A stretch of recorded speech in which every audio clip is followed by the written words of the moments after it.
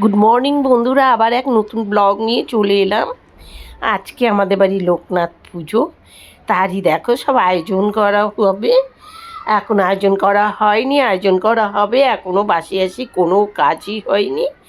দেখো এখন সব কাজে লেগে পড়বো। ওই দিক দিয়ে সুমি চলে আসবে, সঙ্গীতা আসেনি, ও কাজ করতে আসেনি এখনও, আসবে না, ওর শরীরটা ভালো নেই।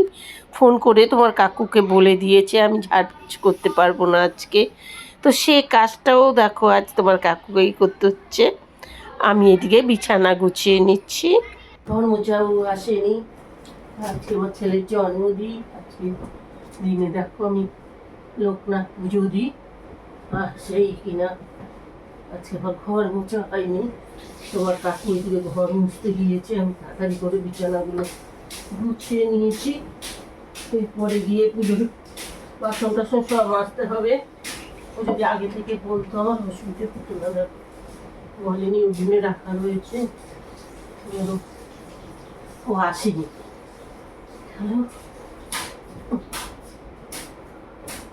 চলো এখন বিছানা সম্পূর্ণ গুছানো হয়ে গেল। এবার দেখো চলো এবার অন্য কাজগুলো সেরে নিই। অলরেডি লোকনাথ পুজোর রান্না চেপে গেছে, সে তোমাদের সুমিদি রান্না করছে, রান্না চাপিয়ে দিয়েছে। কি রান্না চাপিয়েছে ওই কড়াটাতে? চা। ও তার মাঝে একটু চা চার্জ দিয়ে নেবে। আর হাঁড়িটাই কি চাপিয়েছো? খিচুড়ি চাপিয়েছে হাঁড়িতে। আর এই কড়াতে এখন কি চাপাবে? দুধ? না না, এটাতে ডাল ভাজবো। আচ্ছা, ডাল মানে খিচুড়ির ডাল ভাজবে, তাই তো? খিচুড়ির ডাল ভাজবো। আর পায়েসটা কখন করবে? বসাবো। ঠিক আছে। তো রান্নার চোখে শুনতে পাচ্ছে না তুমি, তোমায় বলছি, তুমি আমাকে করে দেওয়ার জন্য পারলাম পুজোটা দিতে, নয়তো আমি পারতাম না জানো। তুমি এই রান্নাটা করে দিলে বলে পুজোটা দিতে পারছি না, তখন লোকনাথ বাবার কাছে দেওয়া হতো না জানো। সেই হয় নাকি তোমার এমনি শরীর ভালো না? সকালবেলা উঠে আর পিঠে তেল রেখে দিলাম না তো, আর দম ফেলতে পারছে না।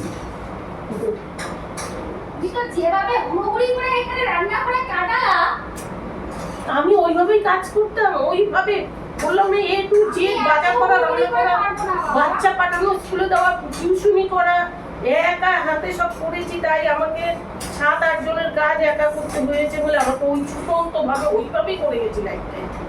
কি করবো এখন আর ওই জন্য পারছি না। দেখি ভগবান যদি আবার সেই দিন দেয় ফিরিয়ে। বয়সটা তো আর ফিরে আসবে না, শরীর শক্তিটা যদি ফিরে আসে। এবার দেখো আমি ঠাকুরকে স্নান করিয়ে নিচ্ছি, এইভাবে করেই আজকে সব ঠাকুরকে হাতে করে স্নান করাবো না, তারপরে সবার চরণে ফুল দিয়ে দিচ্ছি। যেহেতু কাজটা অনেকটাই বেশি, অনেকটাই সময় লাগবে, সেই জন্যে আমি ওপাশটা একটু শর্টকাটে করছি। আর এখানটা দেখো অনেকটা দূর বলে ফুল দিতে পারছিলাম না, তাই কোনো রকমভাবে উবো হয়ে হয়ে ফুল দিচ্ছিলাম, কারণ কাছে যাওয়া যাচ্ছিল না, পা লেগে যাবে তাই। আর ওখানে 5 ফল সাজিয়ে দিলাম। এখানে আমি এখন আম ফলমূলগুলো কেটে নিচ্ছি। ফলের বাজার এমন কিচ্ছু করিনি, একদম কয়েকটা ফল দিয়ে কোনো রকমভাবে পুজোটা দিচ্ছি। আর এখানে একটা কাঁঠাল এনেছিলাম, যেহেতু কাঁঠালের সিজন। এই দেখো এই কাঁঠালটা কিন্তু তোমার কাকু ভেঙে দিচ্ছে।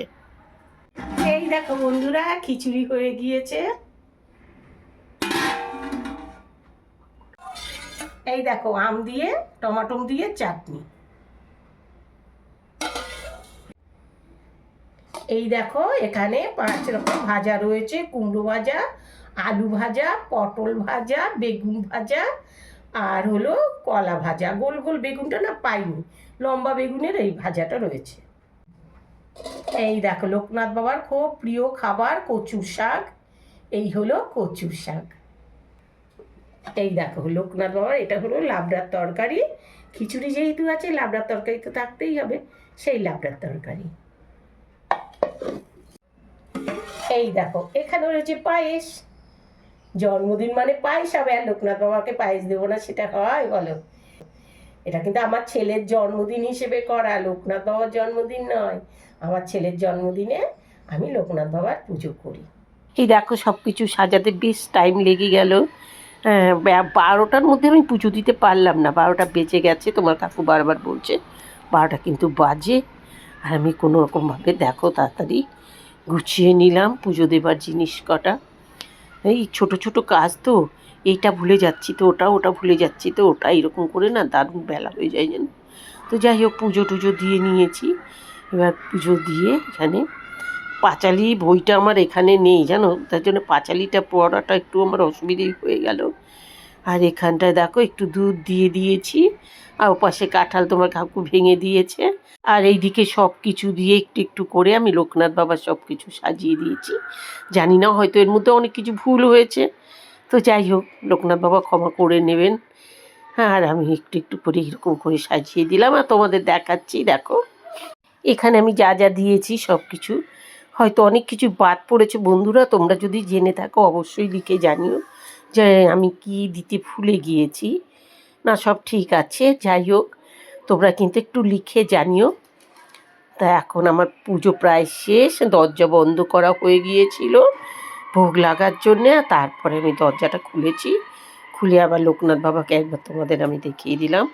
পুজো সমাপ্ত হয়ে গেছে। এরপরে তো বুঝতেই পারছো কী কাজ হবে, পুজো হয়ে যাওয়া মানেই এবার প্রসাদ বিতরণের ব্যাপার। আর এমন কিছু এবার বিতরণ করছি না, কারণ খুবই অল্পই করেছি বুঝতেই পারছো। তবে আজকে ব্লগটা এখানেই রাখি।